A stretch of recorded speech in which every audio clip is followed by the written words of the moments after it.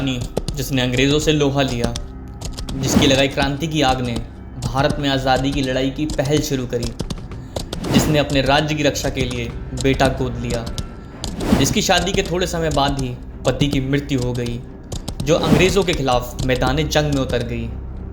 अगर ये सब जानने के बाद आप झांसी की रानी के बारे में सोच रहे हैं तो बता दूं, आप गलत हैं।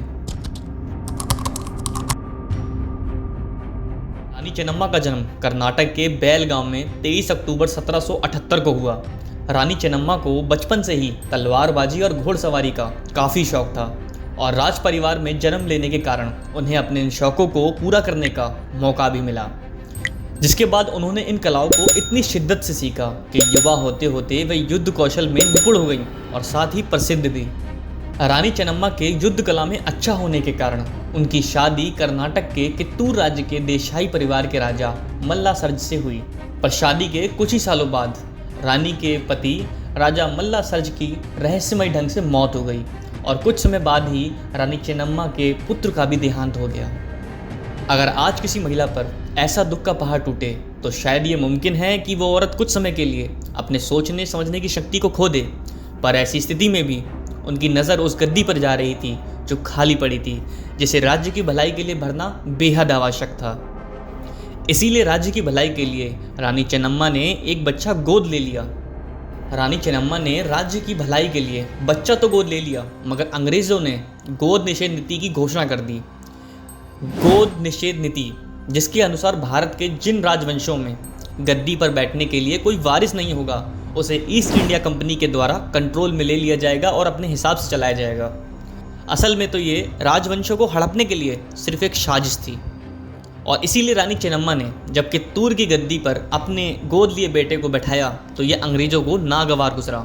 उन्होंने इसे नियम के विरोध बताया और रानी चेन्नम्मा को ऐसा ना करने को कहा, जिसके बाद बातचीत के द्वारा इस मुद्दे को हल करने की कोशिश की, पर कोई उपाय नहीं निकल रहा था। जिसके बाद रानी चेन्नम्मा ने मुंबई के प्रेसिडेंट गवर्नर से बात करने की कोशिश की और हर वो मुमकिन कोशिश की जिसका हल बातचीत से निकल सके, मगर अंग्रेज़ों की नज़र कित्तूर के खजाने पर थी और वो किसी भी हाल में उसे हासिल करना चाहते थे।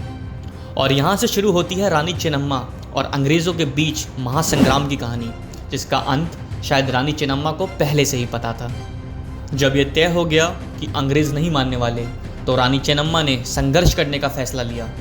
वह पहली रानी थी जिन्होंने ब्रिटिश ईस्ट इंडिया कंपनी से लड़ने के लिए सेना का गठन किया और 1924 में दोनों सेनाएं आमने सामने आ खड़ी हुईं। एक ऐसा संघर्ष जिसका परिणाम पहले से ही सभी को पता था। कित्तूर जैसे छोटे राज्य ने ब्रिटिश साम्राज्य को कड़ी चुनौती दी और इस लड़ाई में पहली बार अंग्रेज़ों ने भारतीय महिला के युद्ध कौशल को देखा, जिसे देखकर उनके होश उड़ गए।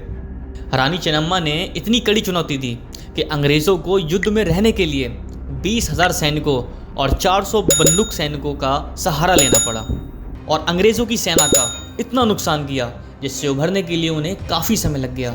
हालांकि रानी चेन्नम्मा की सेना युद्ध तो नहीं जीत पाई, पर उनकी कहानी ने बहुत से देशभक्तों को जन्म दिया और उनका यही कहना था, या तो वह आज़ाद जिएंगी नहीं तो लड़कर मरेंगी। और अपनी बहादुरी के लिए कर्नाटक के लोग उन्हें आज भी नायिका की तरह पूछते हैं और उनकी याद में 22 से 24 अक्टूबर को हर साल कित्तूर उत्सव मनाया जाता है। उनके सम्मान में देश की राजधानी नई दिल्ली के पार्लियामेंट हाउस में उनकी एक मूर्ति भी स्थापित की गई है। उम्मीद करता हूँ रानी चेन्नम्मा के जीवन की यह सच्ची कहानी पसंद आई होगी। हम आपके लिए इसी तरह की और भी वीडियोस लाते रहेंगे, इसलिए चैनल को सब्सक्राइब कीजिएगा और इस वीडियो को अपने दोस्तों के साथ ज़रूर शेयर कीजिएगा।